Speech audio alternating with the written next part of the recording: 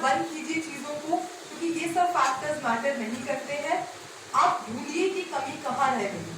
पहले अटेम्प्ट में जब मैंने प्रीलिम्स फेल किया तो मैंने 26 नंबर से प्रीलिम्स को फेल किया था, और उस वक्त मुझे लगा था कि शायद कुछ बहुत ही ज्यादा गड़बड़ कर रही हूँ या फिर कुछ बहुत गलत रह रहा है, शायद नहीं हो सकता है, अब मैं आ ही नहीं सकती हूँ आगे कभी।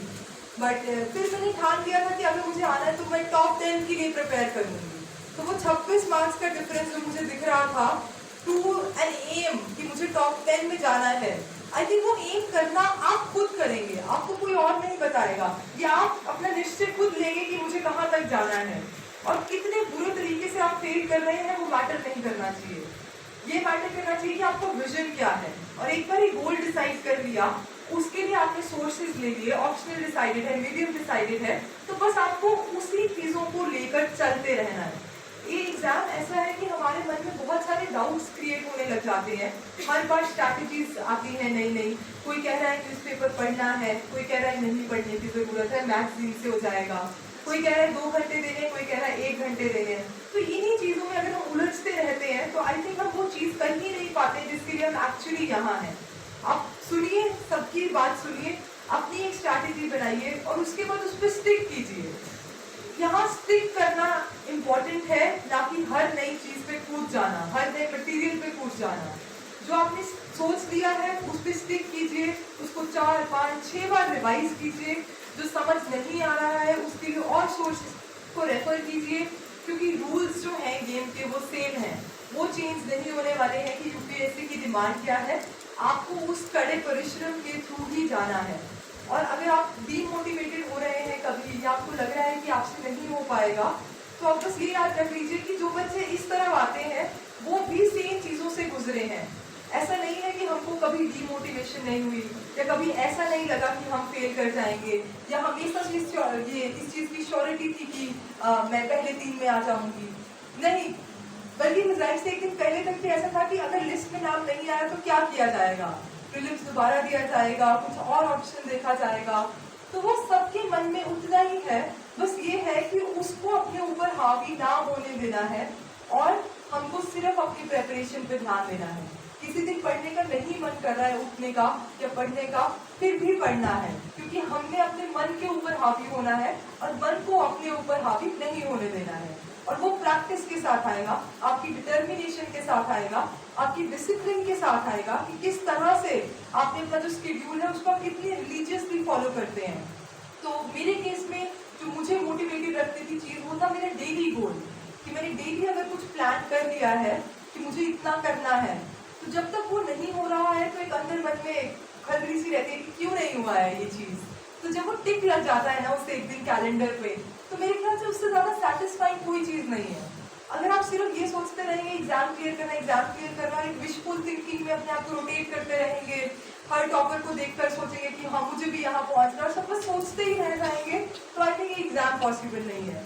इस एग्जाम में सोचने से भी ज्यादा काम करना बहुत ज्यादा जरूरी है, और अपने हर दिन को अपना बेस्ट देना बहुत ज्यादा जरूरी है।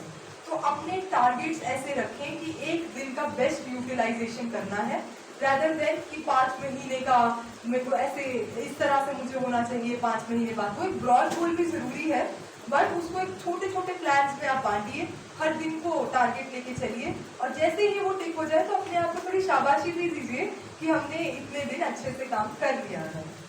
ठीक है, तो ये तो अगर आपके मन में कोई और ऐसे डाउट्स हैं या कुछ मिथ्स हैं जो आपको लगता है कि ये अच्छा नहीं है या वो नहीं है, तो आप मुझसे थोड़ा पूछ सकते हैं अगर आपका कुछ भी है। हाँ जी।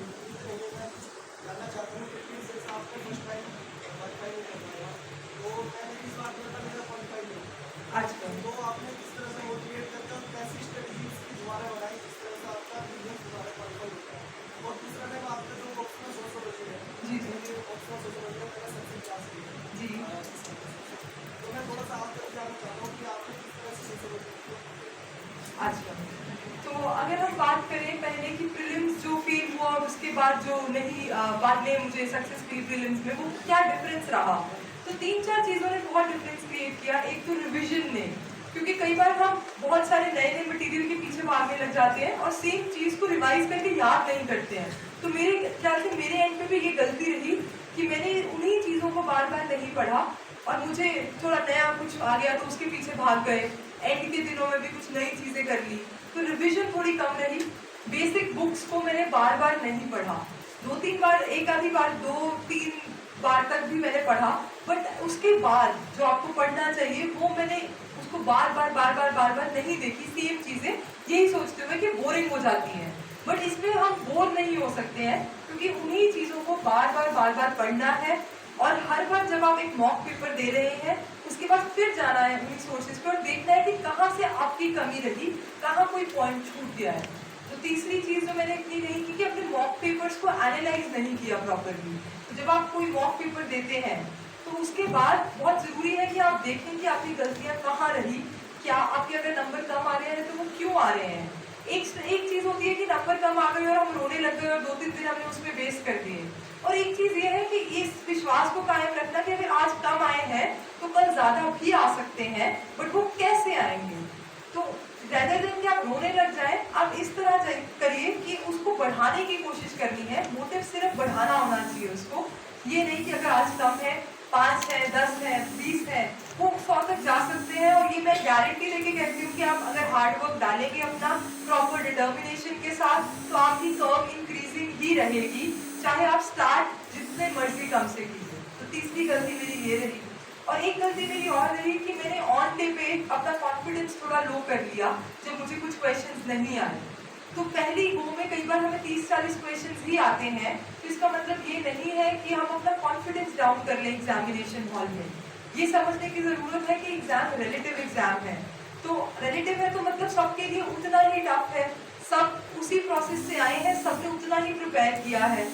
तो हमको अपना कॉन्फिडेंस बरकरार करके अपने गेस वर्क को इस तरह करना है कि हमने अपनी नॉलेज फिट करनी है उस गेस वर्क में। तो मैंने गेसेस थोड़े कम किए क्योंकि मैं डर गई थोड़ा कि मुझे कम आता है। तो ये 4 चीज़ों के कारण मेरा प्रीलिम्स इतने अच्छे से नहीं रह पाया।